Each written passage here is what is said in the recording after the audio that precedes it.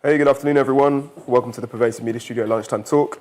These talks are live every Friday at 1 p.m, both here in the building and live online. So whether you're in Bristol or far away, you can join in the conversation. My name is Latent. I'm the studio coordinator here. I'm a black man in my mid-30s, wearing big, thick glasses and a grey cap and all black. We've got like a vice versa thing going on. Yeah. Every Friday, we throw open the doors of the Pervasive Media Studio for Open Studio Friday, where we offer you the chance to spend time in the space by hot desking alongside our residents and staff from 10 a.m. to 5 p.m. Is there anyone here that's new to the studio, not been here before? Anyone? Nice, welcome. So in case you don't know, the Pervasive Media Studio is a diverse and collaborative community exploring creativity and technology with everything from comedy to coding, from product development to performance art.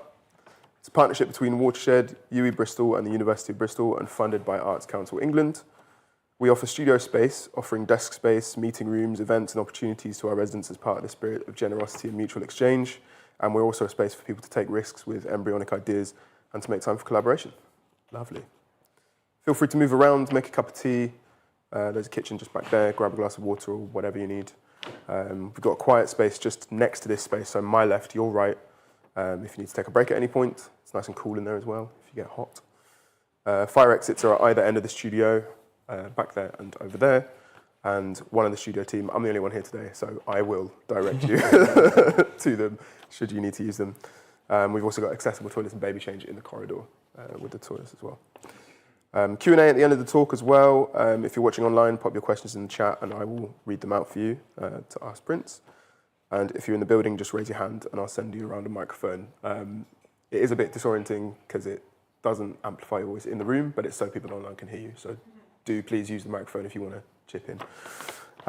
You can get news on all our future talks by heading to watershed.co.uk/studio, at Pervasive Media Studio, at mastodon.social on Mastodon, at pmstudiouk.bsky.social on Blue Sky, or at Pervasive Media Studio on Instagram. We are on LinkedIn as well, but we don't use that much.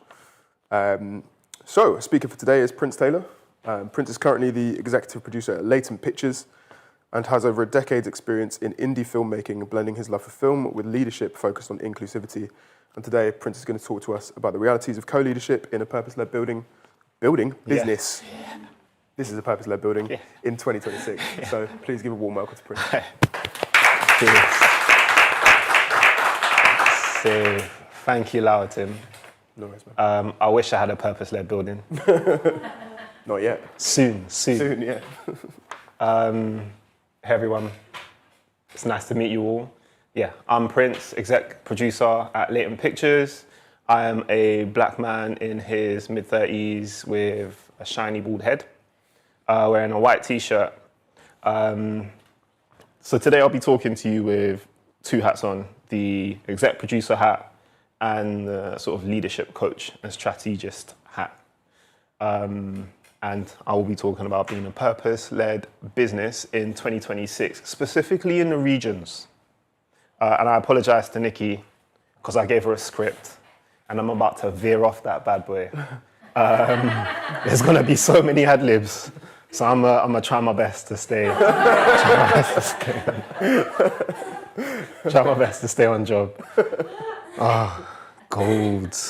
What am I like? So, Latent Pictures, we are a production company, a limited business, which is a really important fact. We specialize in corporate and charity like social impact, visual assets. And we usually do that in the form of mini documentaries, sort of gearing that mid-form content towards social media, but trying to bring people into our clients' world, as it were. And we also specialize in behind the scenes for high-end TV and film. So behind the scenes in EPK, so we don't quite make trailers per se, but looking around the room, there's about 3 of you here who might not know what I'm about to talk about, but who remembers like the stuff at the end of a VHS, the extras? Yeah, that's us. So yeah, I'll explain why we use that business model later on, but it's very important to know that we have this corporate strand of work and we have this BTS and EPK strand of work. And we also make our own indie films too. But before I say anything else, man, get your phones out. Like and subscribe, innit? Follow the gang. It's up there. Latent Pictures UK on Instagram, and we're on LinkedIn as well. Just support the thing, innit? So, next up, I'm going to show you a little reel of the type of stuff we make specifically in the BTS scene. I messed up your focus, didn't I?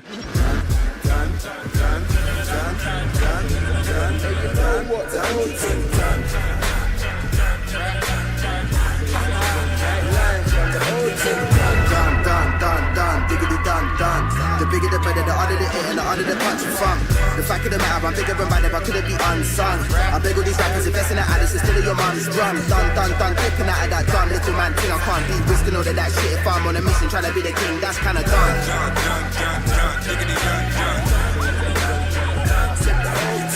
It's algorithm. Just a fraction, I'm so efficient. While in addition, I'm subtracting, they hold division. Back in the tracks, back in the basement, back in the rap, back in the trap, back in the back in the Behind the scenes, come on. Shout out to the cameraman. Shout out Latent Pictures. You guys are amazing. I'm gonna miss you guys. You guys are brilliant. I love seeing you guys on set. So yeah, that's an example of the work we do behind the scenes in TV and film. The shape of my talk is we're going to look at our Latent Pictures origin story, and then the elements that we use specifically that help us define ourselves as a purpose-led business. And then we're going to look at a theory called the 3-event horizon theory, which is kind of a big driver for why we're still doing what we're doing. And then part of the Q&A is just an opportunity to talk about what to do next. It's a little bit of a, back and forth in that respect. So, before I move on, moving into our origin story, there's a question. There's a big question. And the question is, what is it like being a person of color or a black-owned business in the film and TV industry in the regions? Zero visibility, zero visibility, zero visibility, zero visibility. It's funny because it's true. Yeah, man. In terms of when it comes to like leadership positions and decision making, it's very rare that you see people of color in those like key positions. The people who have the decisions, who make the decisions on who gets hired, where, when, for how long, job retention, all of that type of stuff. And it's just a bit of a cold fact, despite efforts being made to change that. So a bit about us and where Latent Pictures come from. So Ryan, the chap on the left, is our creative director and founder. And Ryan was born and bred in Bristol, grew up in Easton, and then like up in that BS5 region, East Bristol. And I moved here in 2010 to study film at UE. And although for both of us in our stories, opportunities were presented, we found it very difficult to assimilate into the industry, as it were, in the 2010s. The cultures are so vastly different from where we grew up, where we'd come from, and despite the efforts made by some really amazing allies, it was just really tough to be comfortable in ourselves, comfortable in our ideas, and comfortable in our approach to the work. And again, I'm just going to put approach in brackets too, because that's important. Despite us showing capability, the ability to execute and deliver work to a high standard in our respective roles, the lack of representation and advocacy made it very difficult for us to be authentic in that space.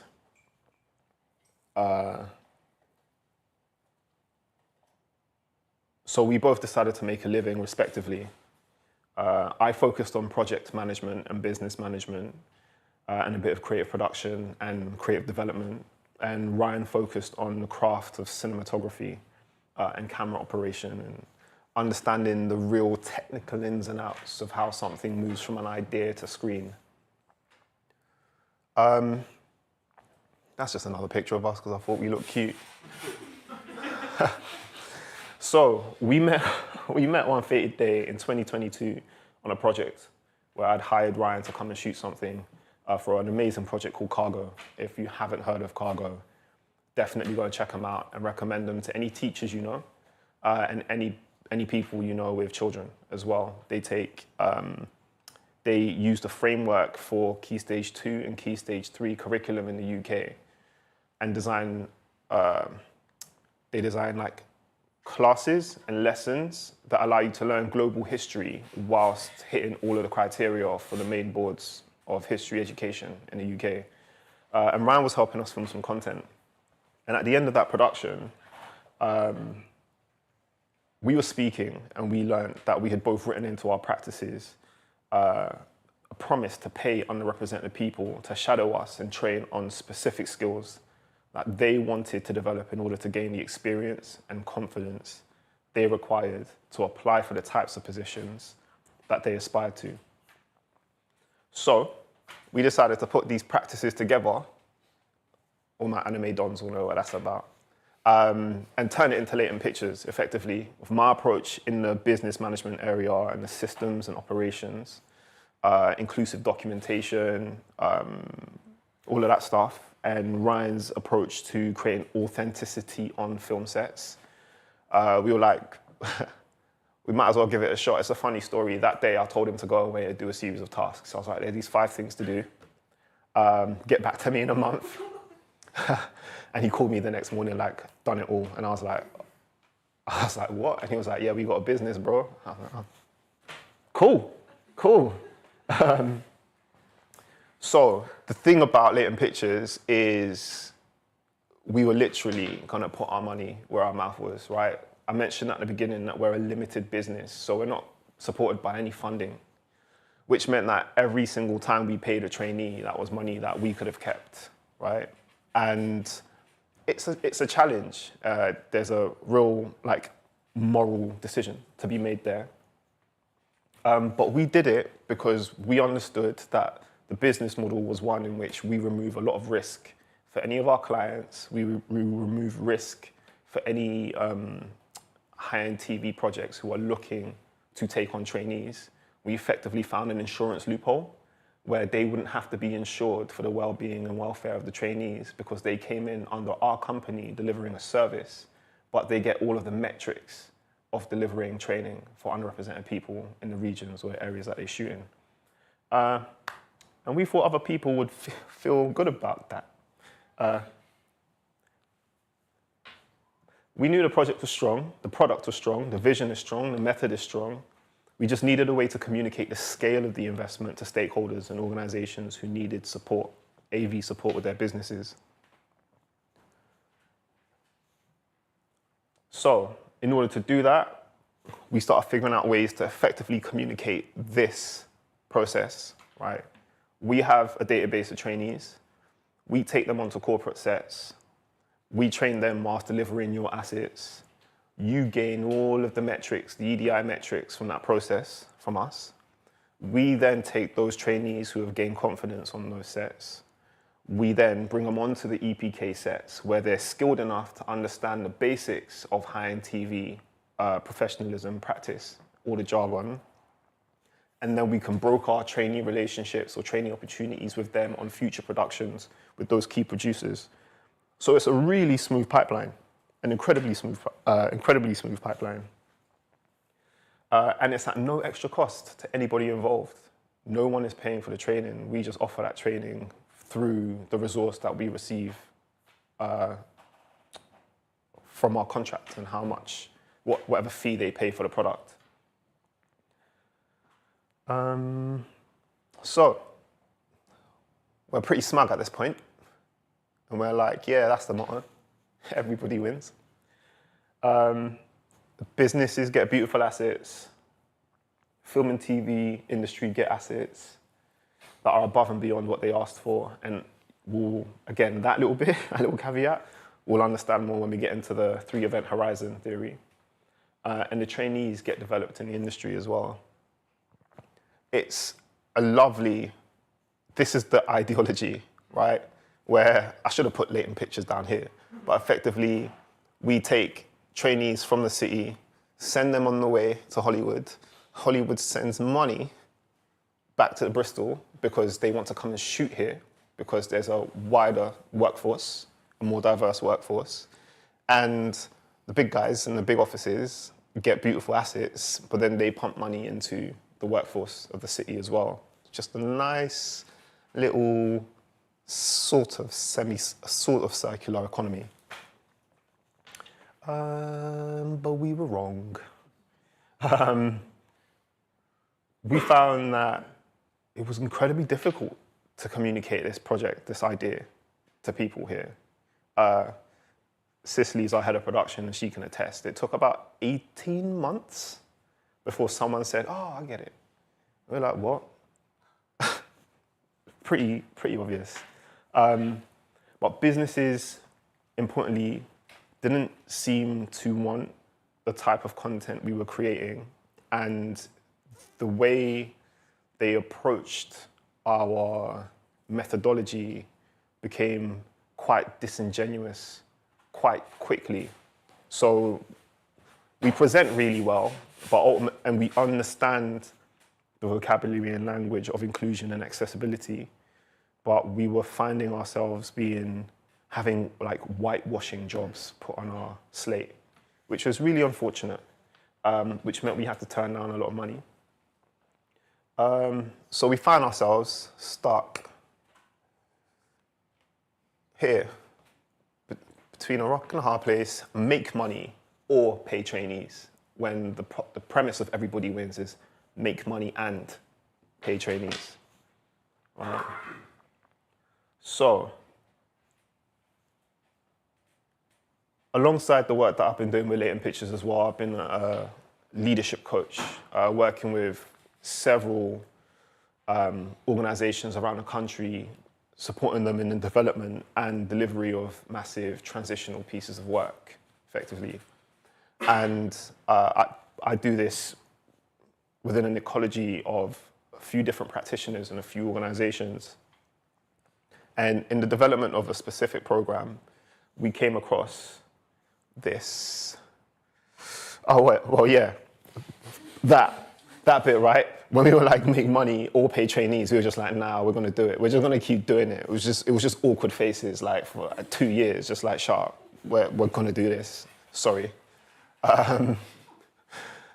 So then, I came across the 3-event horizon theory.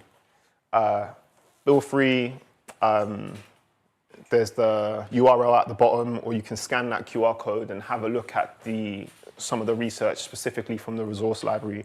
There are loads of places where this theory has been developed and built upon, but this was the most coherent source I could find, which kind of shared it in a nutshell and was closest to the parts of it that I'm going to communicate.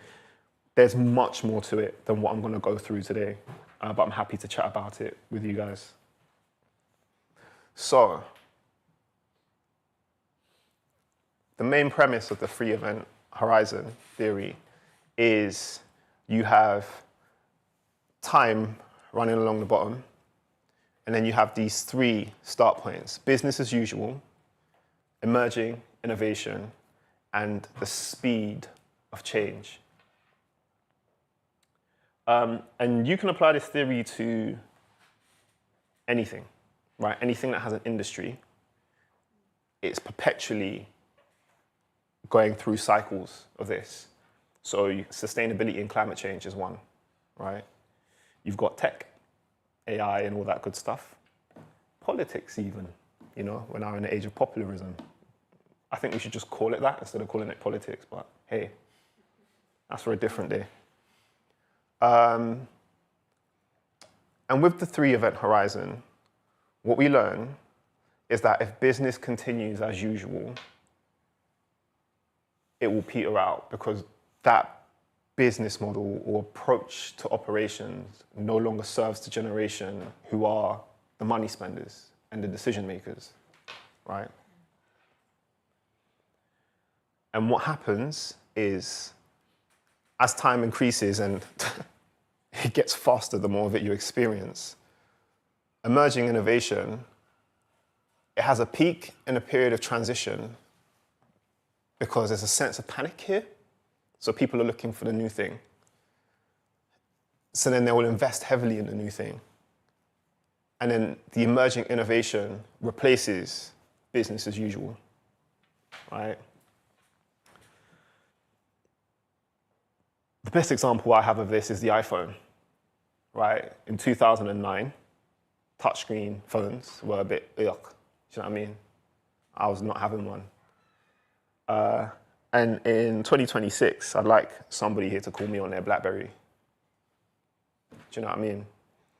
So we, at Latent Pictures, are working with this idea.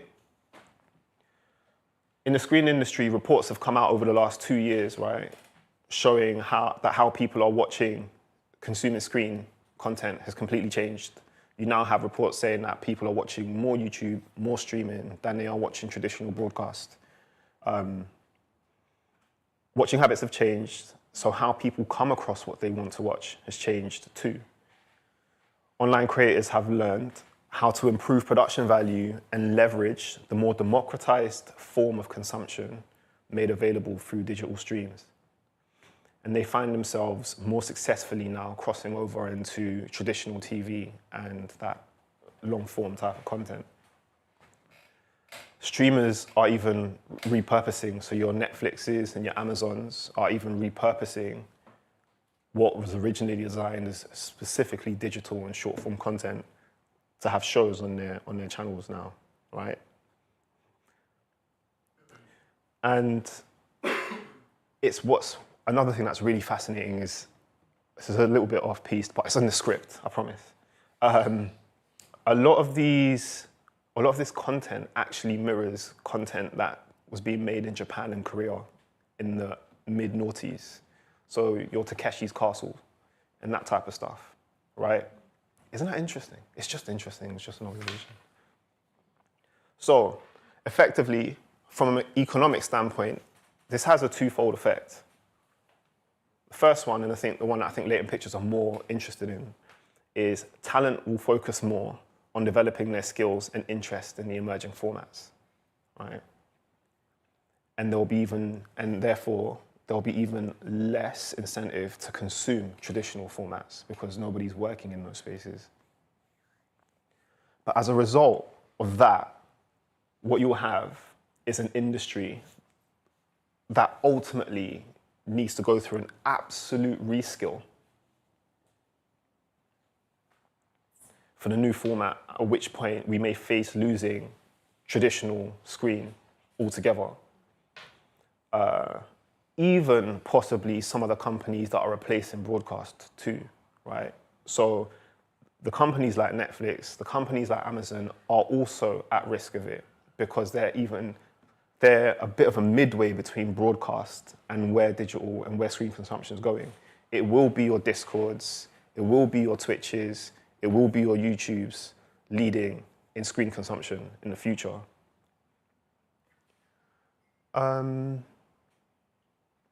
But there is hope. If the industry commits to building a relationship with emerging innovation at this point, those careers that risk being lost in that decline will effectively be able to transfer their skills between traditional and the emerging innovation and sustain itself where there is just ideologically more democracy across how screen content is created and consumed. So at this point, I'm going to come back to the point I made earlier when I said that businesses struggled to understand what we were selling them.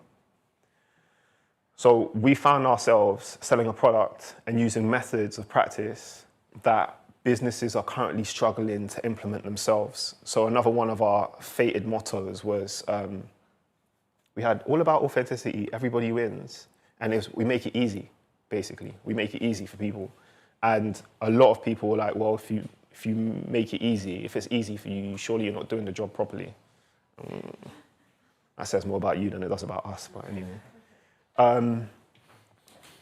Our content is built to straddle new digital consumption practices and traditional modes of screen creation and modes of communication on screen. So we're effectively selling not only a product, but a practice that exists in this space as a purpose-led business.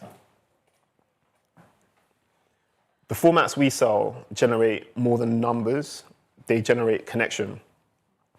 And all social media marketing trends are saying that more and more retention is maintained through connection, not necessarily through sensationalism anymore.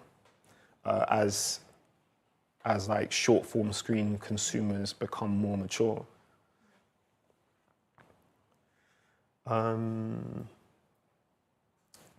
Sorry. So also, the people that we're developing to be the future of the creative industry will be the people making the content too. If they move into traditional, they'll be the decision makers making, like in terms of commissioning what happens in traditional, but then they will also have the more democratic space of digital places to commission and create ideas for consumption.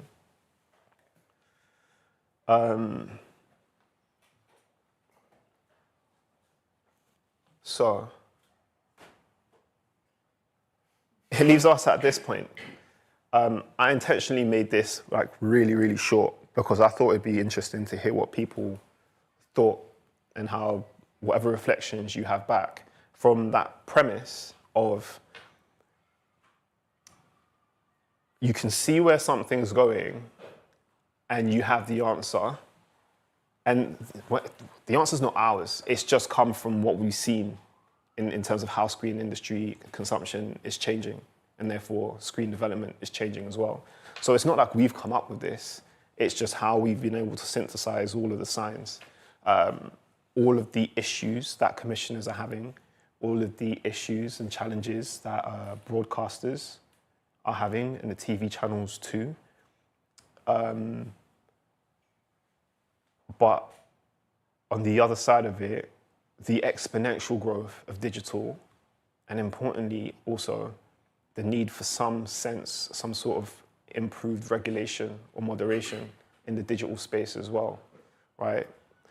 An important thing, we've all recently seen the ban for under 16s on social media, right? And the reason that's such a huge thing is because it moves money. Advertisers are targeting those age groups because they have influence with parents who can spend money in the places that the advertisers want that money to be spent, right? So at the minute, advertisers are sat sort of waiting to get a better understanding of how the regulation is going to evolve and develop so that they can then target their marketing towards that age group in a way that will generate more revenue for them. So the entire culture is changing, but it's the question we keep asking ourselves in terms of having to position and reposition our work, not only our product, but our practice too, is how do you get that message across, man?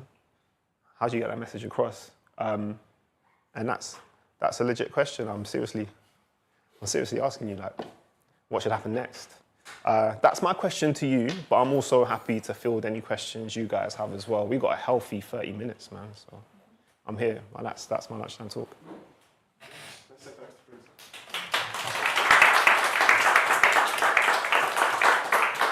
So, does anyone have any questions for Prince or any reflections on this question that Prince has asked today?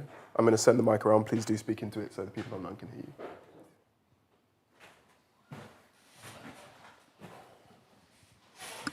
Hi, Prince. Thanks for a really awesome talk. Question that came to me was, I'm just curious. I'm not in the film industry. I'm an engineer. Mechanical engineer, and but I really related the industry I'm in. I really related to that like Three Horizons. Point that you made. What are the traditional film skills that maybe you're concerned about the next generation are gonna like lose if they focus solely on new digital techniques? Like you mentioned that. And how do you at Latent Pictures, how are you like valuing those more like traditional techniques? Curious about that. Yeah, thank you.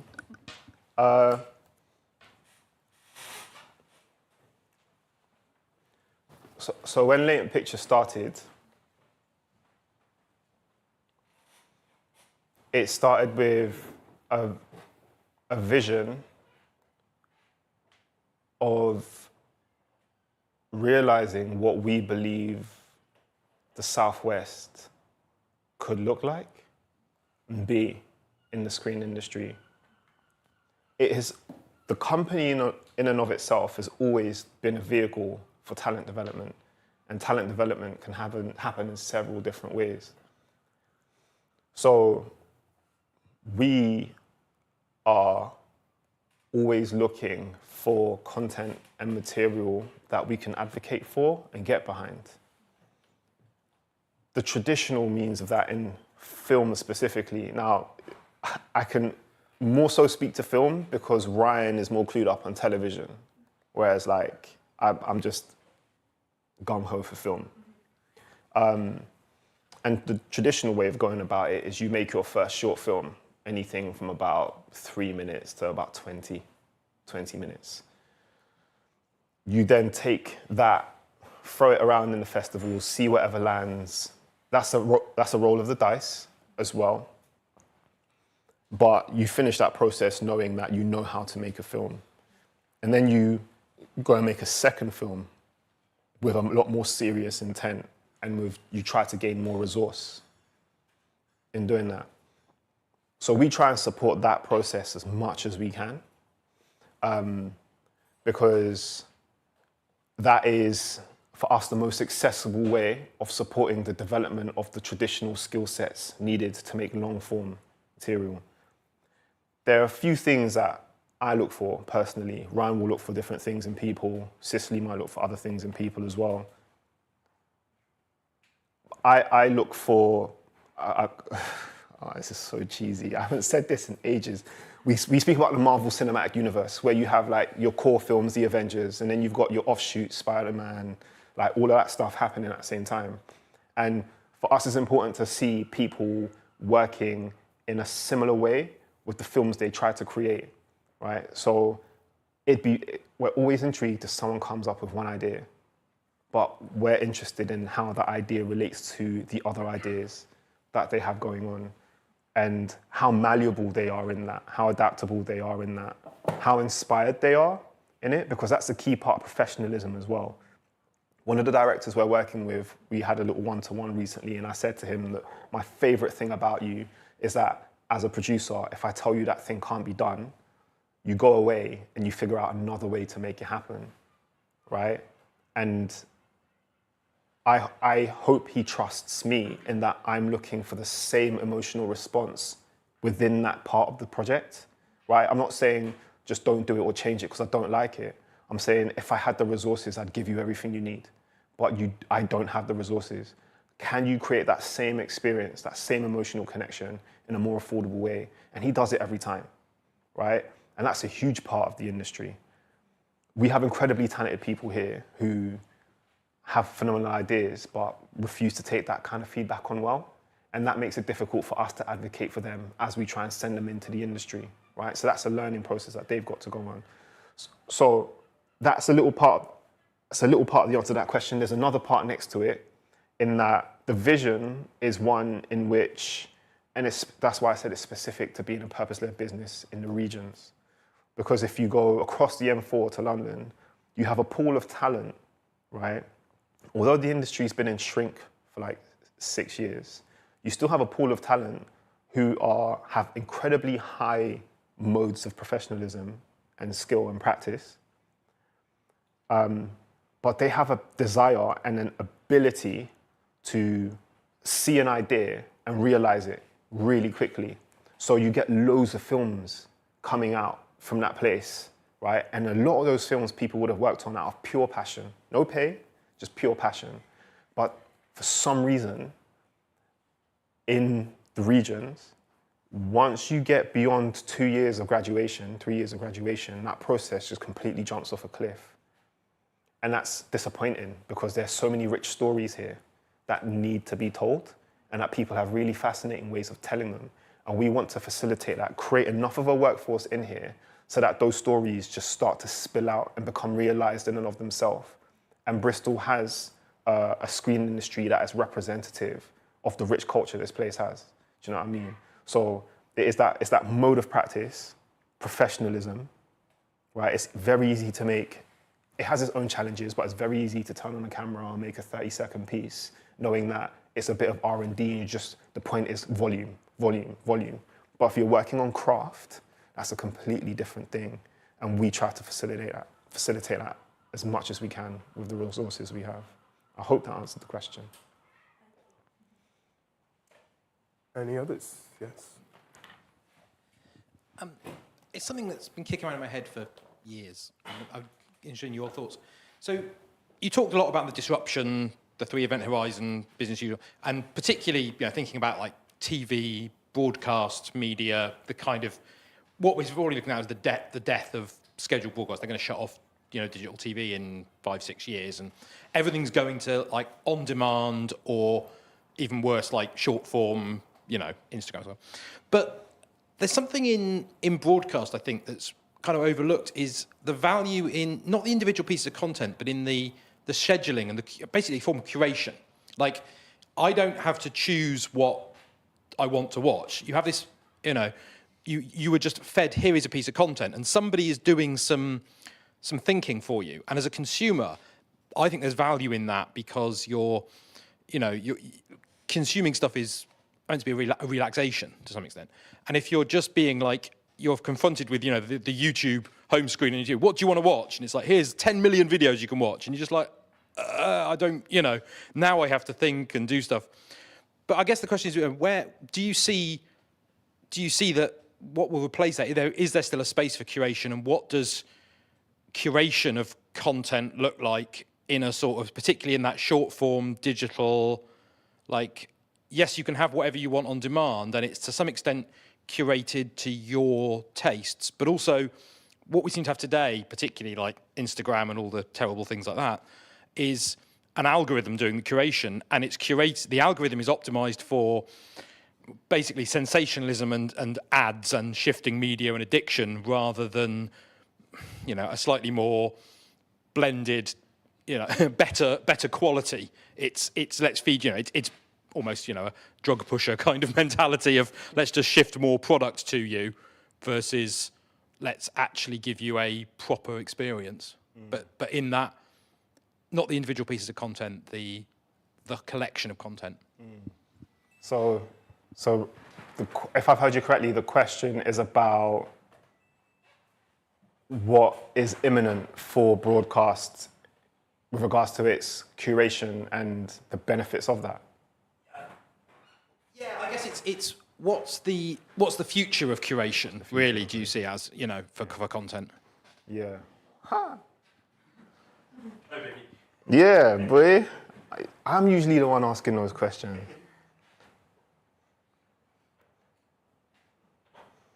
It's very hard for me to answer that question in absolute confidence, right? Because I'm a victim of it too. Pure and simple. One thing I have noticed, and again, I think this is from proximity through some of the leadership work that I've been doing, because I've worked with a few theatres, and theatre's doing a lot for itself. And I think there's a lot that TV can learn from theatre in terms of curation. I think there's always, I believe and I hope there's always going to be a place for that type of curation, But what it looks like against the emerging tide is very, very hard to know, which is why the 3-event horizon network is fascinating, because if they really choose to communicate and collaborate at that point of intersection, right, we could have something that is legitimately, absolutely brand new in terms of how we consume screen media. I think curation is important. Theatres and cinemas are the last places for me in terms of storytelling and all of that wonderful stuff that I think have genuinely, they're the last hopes of good curation, because at the moment, the way broadcast is going, the only thing it has is live events, right? That's the only thing it can maintain absolute control over for now. And in live events, you have this wonderful thing of everybody experiencing the same thing at the same time, and then all of the fringe conversations and new experiences and new discourse that comes out of that. You get similar things with theatre, right? You get similar things with cinema, and you can see the power of it, right? So I've been watching very jealously, envious, all of the behind the scenes from the Odyssey, because I love it, but I'm it should have been me, right? But you can see how powerful cinema is. You have people now revisiting classic Greek text who possibly would never have done so. You have people listening to phenomenally crafted classical scores who perhaps might never have done so. And I think those behavioral patterns they're important bits of information for us to note that curation will never go away. It just might look different because there is something in that, having someone craft something for you to consume as opposed to being fed something synthetic, right? Like the algorithm and the purposes with which they try and get your attention ultimately. I think on one hand, yes, broadcast has an element of passivity in it, of passiveness in it, right? It's I can sort of disengage and allow myself to be taken by what's been scheduled.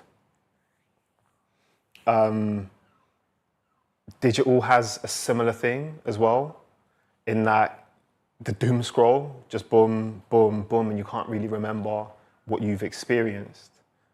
But I just don't think curation will ever go. I don't think curation will ever go away. And the further we move into the digital space, the more appreciated that sort of human connection and curation will be. And there are other ways of experiencing it, museums as well, a good restaurant as well. That thing will always exist. Specifically in the screen industry though, it's really hard to tell, really, really hard to tell. And the reason I can't tell you is because I'm looking at it from within. I'm not outside of it looking in on it. So it's hard to answer that question with any sort of sage advice. Yeah, that's a great question. Any other questions, Principal? Any reflections on what should happen next? Yeah, someone, man, please help. I don't know if this is a question. It's kind of riffing off that last conversation, which I thought was really interesting. When I think about curation of live events, I think of things like the Fringe Festival, which is theatre and also stand-up and also films, or we've just come back from a tech festival, which is like EMF. I'm sure some people here might have been. That's got a great schedule of talks and programs. And I'm wondering, you talked about, theatre, traditional cinema is coming back. People want those physical experiences again. Whether the curation is the community that people put together. When I think of YouTube, I think of content creators that I follow talking about Nebula, like a sort of slightly smaller set of creators that have an aligned mission. So you subscribe to that rather than the YouTube algorithm as a way of sort of gaining back that control over your subscriptions. So I don't know, that was just what came to my mind from the previous provocation. Yeah. I mean, it's a really helpful reflection, actually, because Yeah, I remember noticing that YouTube had introduced member spaces and subscription spaces, and I was like, yeah, you guys are nailing it.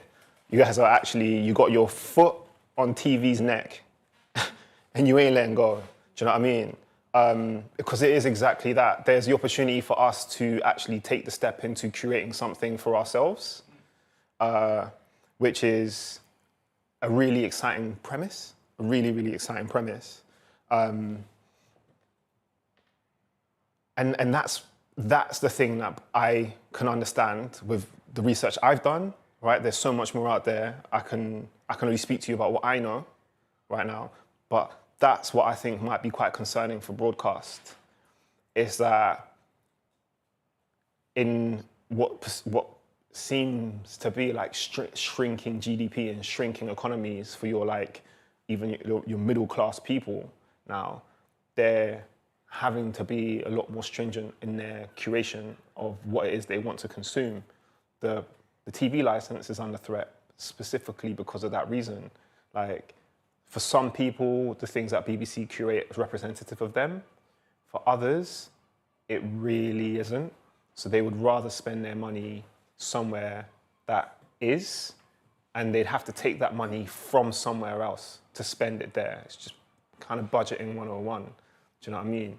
And I hope, I really, really hope, like, TV figures a way out of this stuff. And that's kind of why we're still stood on this hill at Latent Pictures, because what we're saying is there's so many elements of your work that are digestible in this format that you can start to understand, practice, and understand how you can leverage this new form of consumption to give yourself a better chance of maintaining that loyalty of viewership, you know? So, for example, there's some formats going around on YouTube at the moment that are like guest the such and such or guest the so and so, right? You had a few years where agree or disagree was like everything. Everybody was doing it. And the reason those bits of content work is because they're immediately relatable. It's like a very good would you rather. It gets people thinking outside of the box, and then you see people have that immediate reaction, visceral reaction to something. And then the viewer, you're like, I can immediately make a connection with them. A positive one or a negative one, but I can immediately make a connection with them, right? And there's so much room for that to happen in and around TV and broadcast as well, in terms of their marketing.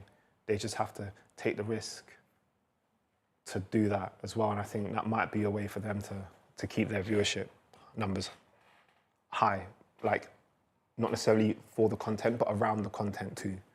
Yeah. Well, thank you for that. I hadn't thought about that.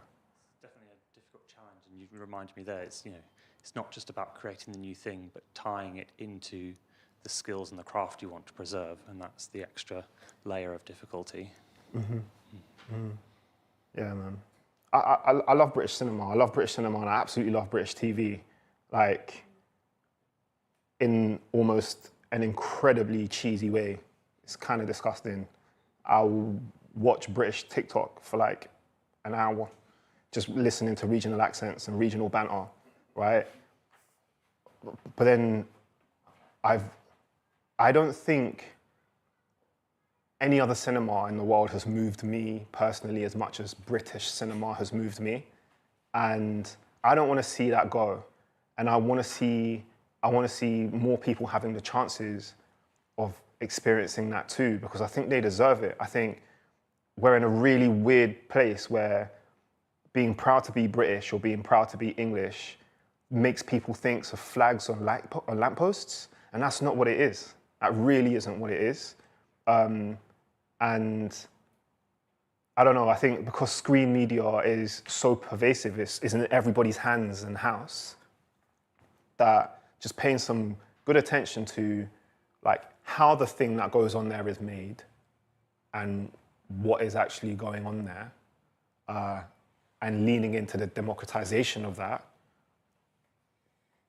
I think it can do amazing things, man. I'm convinced of that. It's just people having the faith and taking the risk. You know, it's the same. We speak to businesses and they're like, oh, we're struggling to communicate to prospective employees. And we're like, well, you don't have to do like a classic a day in the life of. What you need is just a bank of assets that help people see just how different everybody in your building is. That's it. And then there's exponential points of connection there for you as a business. And then someone who wouldn't have considered that job, like, will be looking at it as more than a paycheck. There's a high chance of it becoming vocational. So I think that's why I keep calling it like screen industry, because we think about TV, we think about broadcast, we think about cinema, but ultimately businesses now en masse are creating podcasts where, to a point now where podcasts feel like, a lot of them can feel really synthetic. And you're like, you know, like the film you get on your tongue after you drink some milk. It's just like, what did I just watch, and how does it differ to anything else that I've watched? Do you know what I mean? But if you was to really lean into the authenticity of the what I call cultural architecture of that organization and what makes it stand out amongst its competitors in that place, you've got the seedlings of building a following, you know? And I think it's all related. We start moving into politics of like psychology there, and I don't know anything about that, but it's all related in terms of how humans seek connection and how connection informs our consumption habits, you know? So yeah, man, I really appreciate you bringing that point up. How do we build the following of screen production? Dude, we spent so much time on it, man. Yeah. We spent so much time on it that, and like I said to the gentleman behind you, like, I'm guilty of it. It's hard for me to talk about it with an answer because I'm guilty of it. The lovely thing about film, right, is that it's now one of the few places, theatre's similar, but it's now one of the few places where something is made to be consumed as it was made, designed to be made, right? I don't know if this is common knowledge. It feels like common knowledge because I'm in the industry, so I chat about this all the time, but shows are being commissioned based on whether or not they're dual screenable. So based on whether or not someone can have another screen active at the same time as the project that's being, do you know what I mean? And it can only be fascinating. I think I'm beyond the point of having a judgment or a visceral reaction to that. It's just reality now. Do you see what I'm saying? So that's what makes it fascinating, because what people are doing is finding ways to retain following, but outside of pure connection. It's no longer about connection, it's about attention, whether or not it's primary or secondary. So if you had me standing outside in a peat bog for 14 hours holding a sound boom mic, right? And I had a moment to myself and I was like, no one's even gonna watch this. They're just gonna be on their phone. Do you know what I mean? What does that do for the industry? Do you see what I'm saying? So I think the more human we get with the work, which is what Latent Pictures is all about. It's all about human connection in production, but then also human connection in idea generation and like target consumption platform. Like the more we return back to that, I think Britain is the best place in the world to figure out that kind of innovation. Yeah. Love to see it. I'm aware I'm still holding the microphone. Does anybody else want a question? I think it's interesting that you brought up Christopher Nolan, because he's one of the filmmakers today who is committed to more kind of traditional physical processes and to preserving like the cinema experience, which kind of ties into what you were saying about liveness and collective experience and experiencing things as a moment, because now we're in a place where you might be experiencing a moment together, but it's isolated because you're viewing it through your phone. So in terms of like what should happen next, how do you think we get back to a place of like the Nolan model where people know they can invest in him because Batman, Inception, Memento, etc. But how do people take those same risks on younger people and send the message that those traditional methods as well that we're talking about, and the traditional methods of creating that liveness and togetherness is still worth investing in. Gee whiz, man. You're different gravy, bro, every single time. It's in that place. It's in that transitional place. Effectively, that's where whatever the change is, that's where it's going to happen, right? And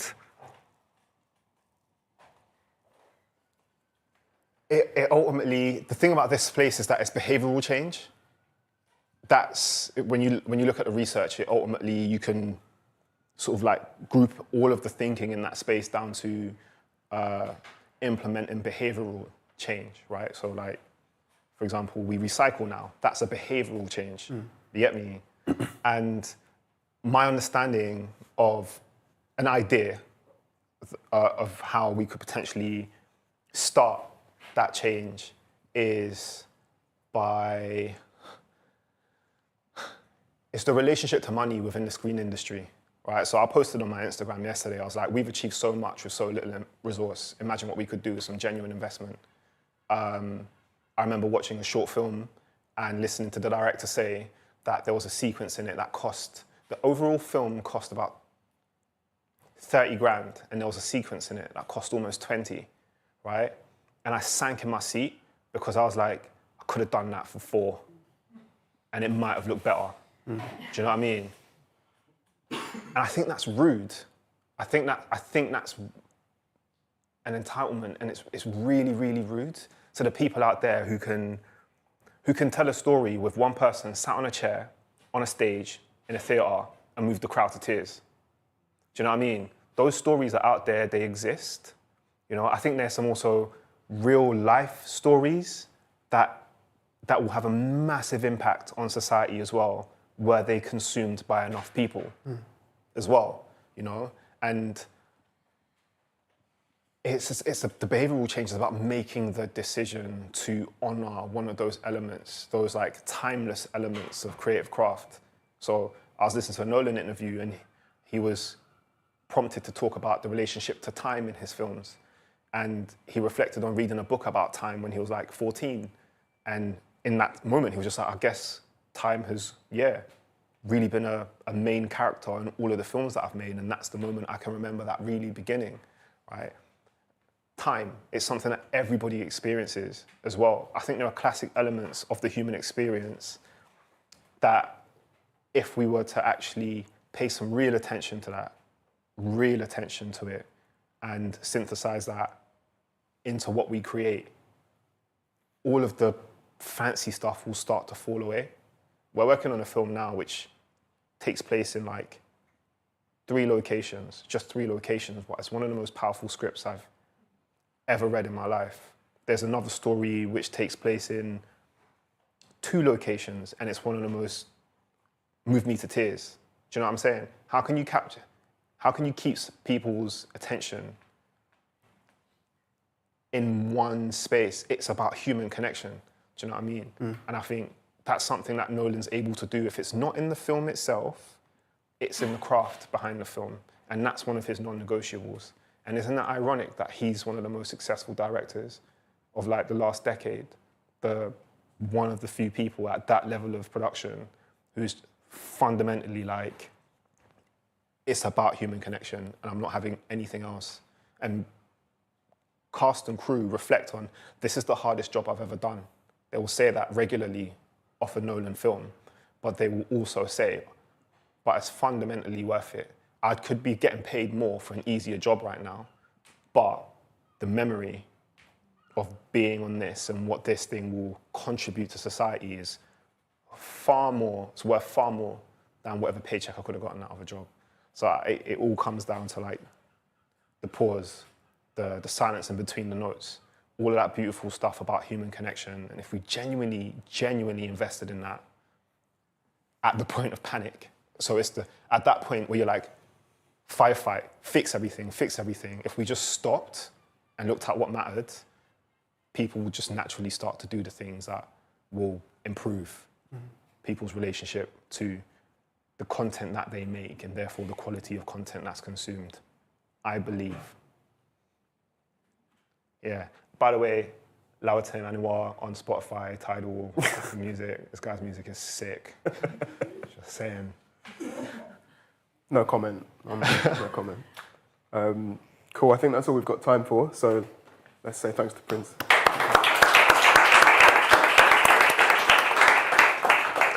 So before you go, if you want to stick around on Hot Desk, please feel welcome to. If you have any questions about Pervasive Media Studio, you can come and find me. Prince is also around a little bit, so if you have any reflections on the talk today, then do feel free. Sorry, I'm putting you in a position, but but yeah, if you have any further questions after you leave the space or from online, please email me on studio@watershed.co.uk and I'll do my best for you. Yeah, thanks for being here, everyone. Cheers. Cheers. Cheers, Nikki. Oh yeah, thank you, Nikki, for the interpretation. Appreciate you.